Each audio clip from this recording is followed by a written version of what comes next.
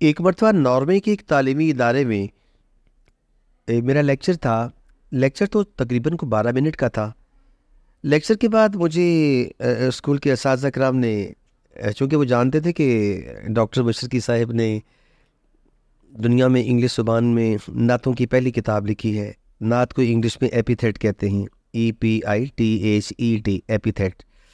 تو اساتذہ کرام نے فرمائش کی کہ ہمیں انگلش میں نعت سنائی جائے، ایک ایپیتھیٹ سنائیں۔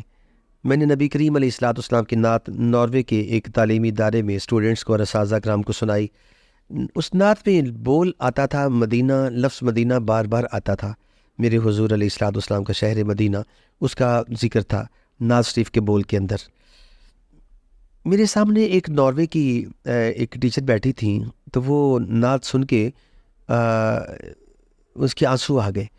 وہ کچھ جانتی تھی، تو ساتھ والی ٹیچر کھڑی ہو گئی۔ اس نے کہا کہ doctor Mashriqi, you are speaking this word Madina again and again, please explain what is this word for.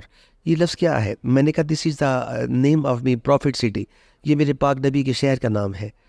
تو ساتھ والی ٹیچر اور رونے لگی۔ اب جس نے پوچھا تھا اس نے اسے ٹشو دیا اور ساتھ اسے نج کیا۔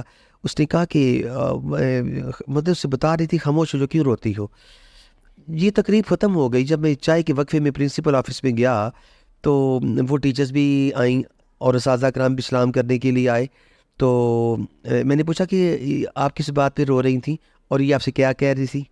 تو جس نے ٹشو دیا تھا اور جس نے مجھ سے سوال پوچھا تھا کہ مدینہ پاک، یہ لفظ مدینہ کیا ہے، تو وہ کہنے لگی کہ یہ مذہب کی یہودی ہے، دس از US، اور میں کرسچن ہوں۔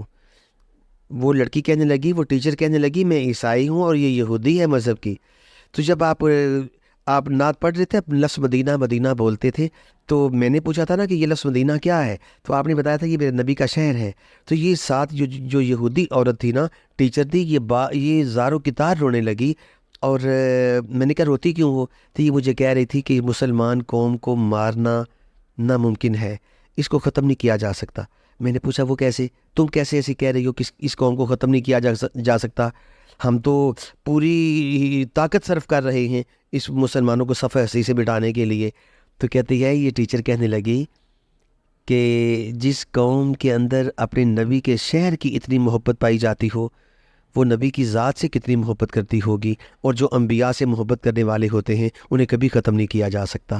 الصلاۃ والسلام علیکہ یا سیدی یا رسول اللہ وعلی آلک و اصحابک یا سیدی یا حبیب اللہ۔ آنکھوں میں نور، دل میں بصیرت ہے آپ سے، میرے حضور، میرے آقا و مولا علیہ الصلوۃ والسلام۔ آنکھوں میں نور، دل میں بصیرت ہے آپ سے، میں تو کچھ نہیں ہوں، میری قیمت ہے آپ سے۔